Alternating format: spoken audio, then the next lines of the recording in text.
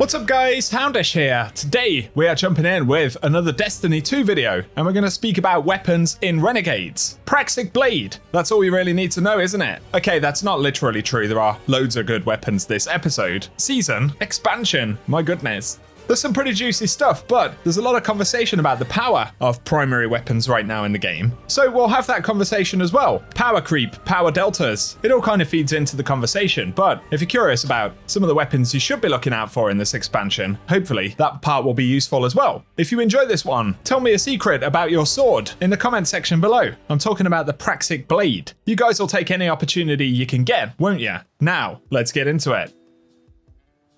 First up, this has been spoken about quite a bit in the community. At the moment, primary weapons in the game feel pretty weak overall. Now, partially this is because of the level of content we're actually playing. Most of us at high power levels are playing kind of Grandmaster and Ultimate difficulty content. And it's been the same really since Edge of Fate in a lot of ways, where primary weapons are being worked very hard. They don't feel as strong as they have in the past. One of the nice things when you jump into like these Vanguard Alert quick play playlists, because sometimes you just want to shoot and kill stuff right without thinking all too much about it. In those playlists, primary weapons feel pretty good, but in most of our featured content, relevant content, they do feel pretty underpowered because we're fighting high-powered enemies. But also, there's that power creep component, mentioned in the Praxic Blade of course. Bungie have made it ridiculously strong, and I am not saying it should be nerfed before people get the wrong end of the stick or the saber, but ultimately primary weapons are being power crept by things like Praxic Blade, but also those rocket pulses, as well as our special and heavy weapons.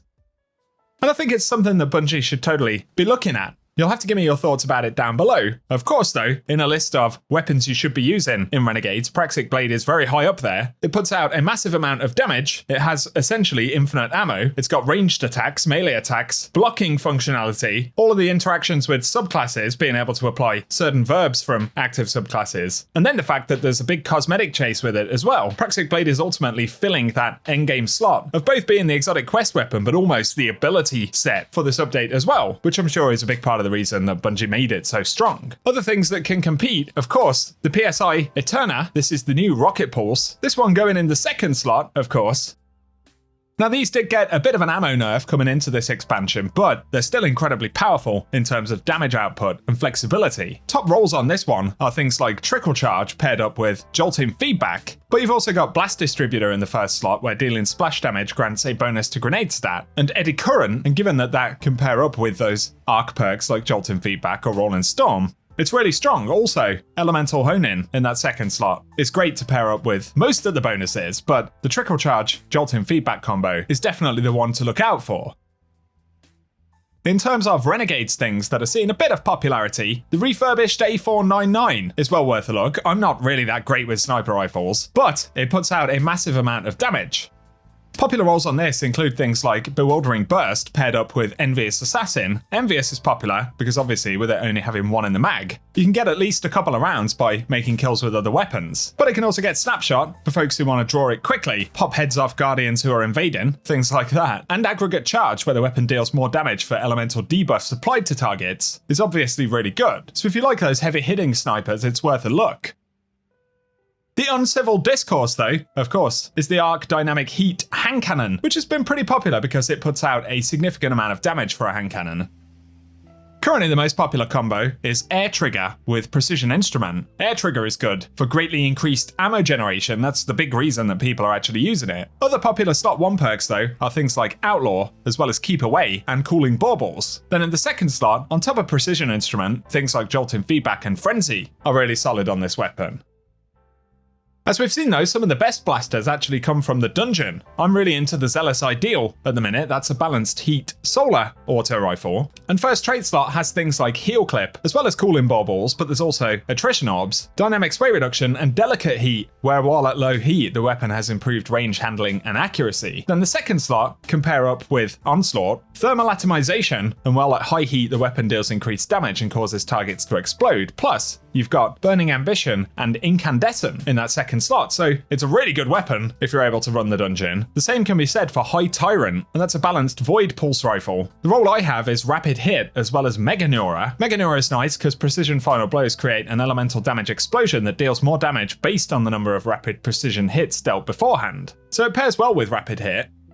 But you can also put destabilizing rounds in the first column, demolitionist, delicate tuning and cooling baubles. Then the second slot can also get master of arms, withering gaze, demoralized, headseeker and frenzy, so again, pretty flexible weapon. And we have to mention the bitter end from the dungeon as well, which is the new arc machine gun, because it's a mini sweet business essentially.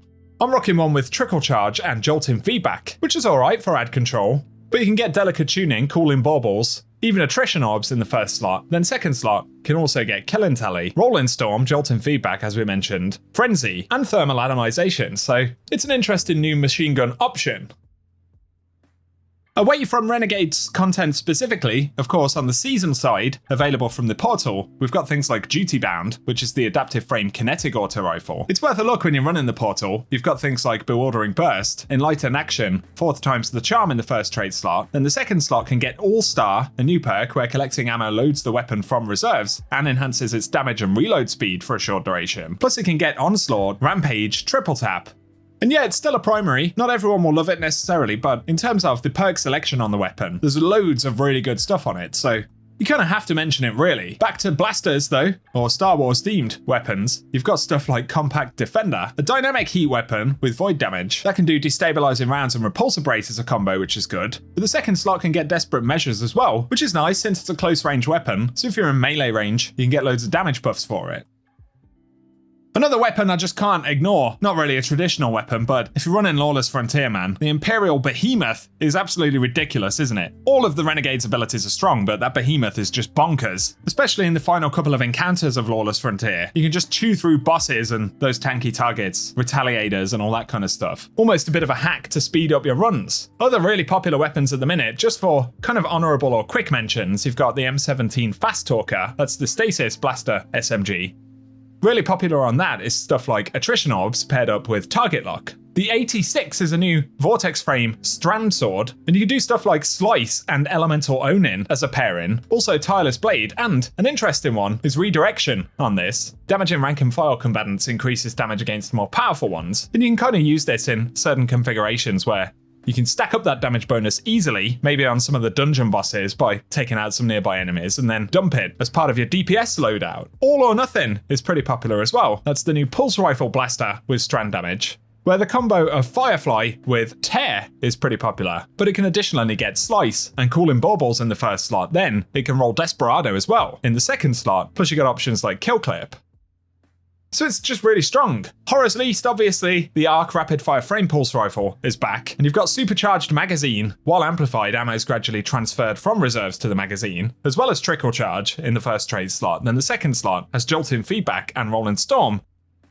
As the two most popular bonuses, Arc Weapons, with some really interesting perks this time around. Another shout is the Moss Athanor, the aggressive frame void hand cannon. A lot of people really using it for PvP, but you got stuff like Slideways Precision Instrument as the most popular combo. And if you've got corkscrew and ricochet rounds, that's a really good PvP weapon especially. Although it can also get the combo of things like destabilizing rounds and demoralize, so I'd say they are some of the top weapons for Renegades. Obviously, there are other Star Wars themed weapons and things that have been added to the portal in this update, which are additionally really strong, so I'd be curious to get your thoughts down below. What are your favourite weapons in this update? And how do you feel about the state of primary weapons, despite the fact that they're not as strong as they could be, or they just don't feel as good as they could be in a lot of the content we're playing? There are still some really potent ones, and they're worth grabbing because no doubt Bungie will be retuning the sandbox once again in a couple of months or whatever. It wouldn't surprise me if primary weapons kind of become a focus that Bungie want to improve on one way or another.